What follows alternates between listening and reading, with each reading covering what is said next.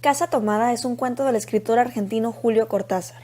Aparecido por primera vez en 1946 en la revista publicada por Jorge Luis Borges, fue recogido en el volumen de Bestiario en 1951. El cuento, un ejemplo temprano de las narraciones fantásticas cortasarianas, comienza de una manera realista e introduce paulatinamente un ambiente de distorsión de las leyes naturales. Este es quizá el cuento de Cortázar que mayor cantidad de estudios ha generado. Entre los recursos que se harían habituales en el cuento de Cortázar se cuentan el uso de los signos gráficos, en este caso el paréntesis, como reflejo de la censura. Cortázar se basó en una casa de la ciudad de Chivilcoy, todavía en pie sobre las calles Suipacha y Necoechea. Nos gustaba la casa porque aparte de espaciosa y antigua, hoy que las casas antiguas sucumben a la más ventajosa liquidación de sus materiales, guardaba los recuerdos de nuestros bisabuelos, el abuelo paterno, nuestros padres y toda la infancia. Nos habituamos Irene y yo a persistir solos en ella, lo que era una locura, pues en esa casa podían vivir 8 personas sin estorbarse. Hacíamos la limpieza por la mañana, levantándonos a las 7 y a eso de las 11, yo lo dejaba a Irene en las últimas habitaciones por repasar y me iba a la cocina. Almorzábamos a mediodía, siempre puntuales. Ya no quedaba nada por hacer, fuera de unos pocos platos sucios. Nos resultaba grato almorzar pensando en la casa profunda y silenciosa y cómo nos bastábamos para mantenerla limpia. A veces llegamos a creer que era ella la que no nos dejó casarnos. Irene rechazó 2 pretendientes sin mayor motivo.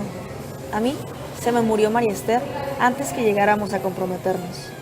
Entramos en los 40 años con la inexpresada idea de que el nuestro, simple y silencioso matrimonio de hermanos, era necesaria clausura de la genealogía asentada por los bisabuelos en nuestra casa.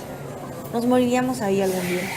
Vagos y equivos primos se quedarían con la casa y la echarían al suelo para enriquecerse con el terreno y los ladrillos.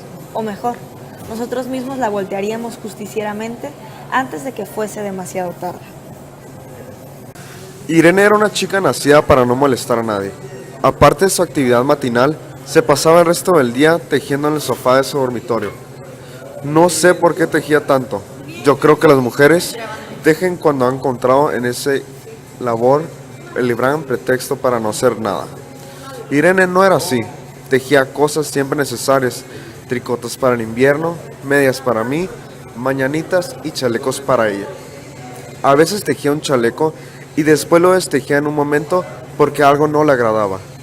Era gracioso ver en la canastilla el montón de lana encrespada resistiéndose a perder su forma algunas horas. Los sábados iba yo al centro a comprarle lana. Irene tenía fe en mi gusto, se complacía con los colores y nunca tuve que volver madejas. Yo aprovechaba esas salidas para dar una vuelta por las librerías y preguntar vanamente si había novedades en literatura francesa. Desde 1939 no llegaba nada valioso a la Argentina. Pero es de la casa que me interesa hablar, de la casa y de Irene, porque yo no tengo importancia. Me pregunto, ¿qué hubiera hecho Irene sin el tejido? Uno puede releer un libro, pero cuando un pullover está terminado, no se puede repetirlo sin escándalo. Un día encontré el cajón de abajo de la cómoda de alcanfor lleno de pañoletas blancas, verdes, lila. Estaban con naftalina, apiladas como en una mercería. No tuve el valor de preguntarle a Irene qué pensaba hacer con ellas.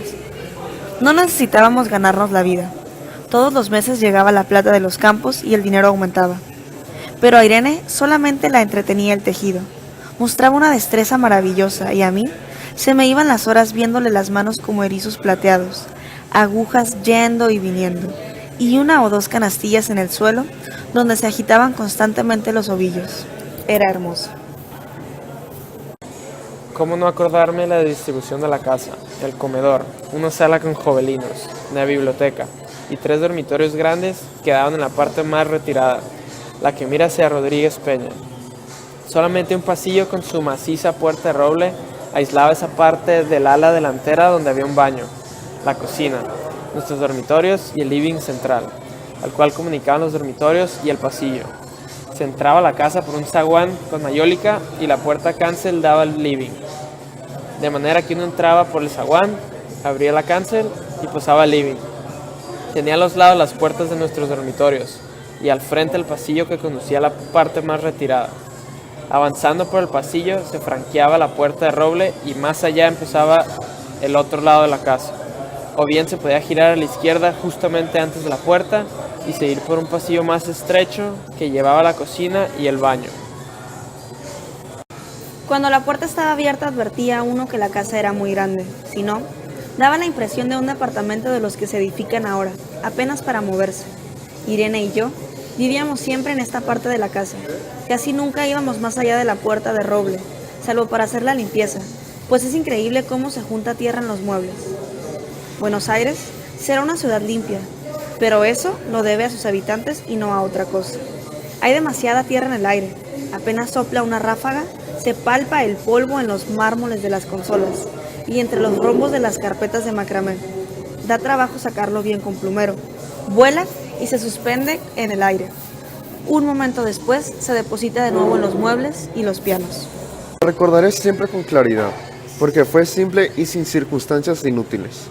Irene estaba tejiendo en su dormitorio. Eran las 8 de la noche y de repente se me ocurrió poner al fuego la pavita del mate. Fui por el pasillo hasta enfrentar la entornada puerta de roble y daba la vuelta al codo que llevaba a la cocina cuando escuché algo en el comedor o la biblioteca. El sonido venía impreciso y sordo, como un volcarse de silla sobre la alfombra o un ahogado susurro de conversación. También lo oí, al mismo tiempo o un segundo después, en el fondo del pasillo que traía desde aquellas piezas hasta la puerta. Me tiré contra la puerta antes de que fuera demasiado tarde. La cerré de golpe apoyando el cuerpo. Felizmente la llave estaba puesta a nuestro lado y además corrí el gran cerrojo para más seguridad. Fui a la cocina, calenté la pavita y cuando estuve de vuelta con la bandeja de mate le dije a Irene: Tuve que cerrar la puerta del pasillo. Han tomado la parte del fondo. Dejó caer el tejido y me miró con sus graves ojos cansados. ¿Estás seguro? Asentí. Entonces, dijo recogiendo las agujas, tendremos que vivir en este lado. Yo cebaba el mate con mucho cuidado, pero ella tardó un rato en reanudar su labor. Me acuerdo que tejía un chaleco gris. A mí me gustaba ese chaleco. Los primeros días nos pareció penoso porque ambos habíamos dejado en la parte tomada muchas cosas que queríamos. Mis libros de literatura francesa, por ejemplo, estaban todos en la biblioteca. Irene extrañaba unas carpetas, un par de pantuflas que tanto la abrigaban en invierno. Yo sentía mi pipa de enebro y creo que Irene pensó en una botella de esperidina de muchos años. Con frecuencia, pero esto solamente sucedió los primeros días, cerrábamos algún cajón de las cómodas y nos mirábamos con tristeza. No está aquí. Y era una cosa más de todo lo que habíamos perdido al otro lado de la casa. Pero también tuvimos ventajas. La limpieza se simplificó, tanto que aún levantándose tardísimo, a las 9:30, por ejemplo, no daban las 11 y ya estábamos de brazos cruzados. Irene se acostumbró a ir conmigo a la cocina y ayudarme a preparar el almuerzo. Lo pensamos bien y se decidió esto. Mientras yo preparaba el almuerzo, Irene cocinaría platos para comer fríos de noche. Nos alegramos porque siempre resulta molesto tener que abandonar los dormitorios al atardecer y ponerse a cocinar. Ahora nos bastaba con la mesa en el dormitorio de Irene y las fuentes de comida a fiambre. Irene estaba contenta porque le quedaba más tiempo para tejer. Yo andaba un poco perdido a causa de los libros, pero por no afligir a mi hermana me puse a revisar la colección de estampillas de papá, y eso me sirvió para matar el tiempo. Nos divertíamos mucho, cada uno en sus cosas, casi siempre reunidos en el dormitorio de Irene, que era más cómodo. A veces Irene decía: Fíjate este punto que se me ha ocurrido. ¿No da un dibujo de trébol? Un rato después, era yo el que le ponía ante los ojos un cuadrito de papel para que viese el mérito de algún sello de Eupen y Malmedy. Estábamos bien, y poco a poco empezábamos a no pensar. Se puede vivir sin pensar. Cuando Irene soñaba en alta voz, yo me desvelaba enseguida. Nunca pude habituarme a esa voz de estatua o papagayo. ¿Voz que viene a los sueños y no a la garganta? Irene decía que mis sueños consistían en grandes sacudones que a veces hacían caer al cobertor. Nuestros dormitorios tenían el living de por medio, pero de noche se escuchaba cualquier cosa en la casa. Nos oíamos respirar, toser, presentíamos al ademán que conduce la llave del velador, los mutuos y frecuentes insomnios. Aparte de eso, todo estaba callado en la casa. De día, eran los rumores domésticos, el roce metálico de las agujas de tejer, un crujido al pasar las hojas del álbum filatélico. La puerta de roble, creo haberlo dicho, era maciza. En la cocina y el baño, que quedaban tocando la puerta tomada, nos poníamos a hablar en voz más alta, o Irene cantaba canciones de cuna. En una cocina hay demasiado ruido de loza y vidrios para que otros sonidos irrumpan en ella. Muy pocas veces permitíamos allí el silencio, pero cuando tornábamos a los dormitorios y al living, entonces la casa se ponía callada y a media luz hasta pisábamos más despacio para no molestarnos. Yo creo que era por eso que de noche, cuando Irene empezaba a soñar en alta voz, me desvelaba enseguida. Es casi repetir lo mismo, salvo las consecuencias. De noche siento sed y antes de acostarnos le dije a Irene que iba hasta la cocina a servirme un vaso con agua. Desde la puerta del dormitorio, mientras ella tejía, oí el ruido de la cocina. Tal vez en la cocina o tal vez en el baño, porque el codo del pasillo apagaba el sonido. A Irene le llamó la atención mi brusca manera de detenerme y vino a mi lado sin decir palabra. Nos quedamos escuchando los ruidos, notando claramente que eran de este lado de la puerta de roble, en la cocina y en el baño, o en el pasillo mismo donde empezaba el codo casi al lado de nuestro. No nos miramos siquiera.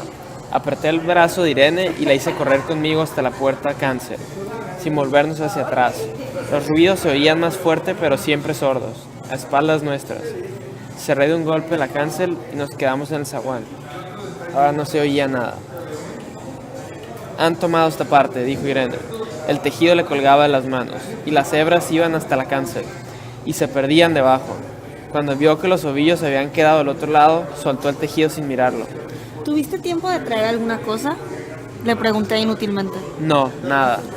Estábamos con lo opuesto. Me acordé de los 15,000 pesos en el armario de mi dormitorio. Ya era tarde ahora. Como me quedaba el reloj pulsera, vi que eran las 11 de la noche. Rodé el brazo con la cintura de Irene. Yo creo que ella estaba llorando y salimos a la calle. Antes de alejarnos tuve lástima. Cerré bien la puerta de entrada y tiré la llave a la alcantarilla. No fuese que a algún pobre diablo se le ocurriera robar y se metiera en la casa, a esa hora y con la casa tomada.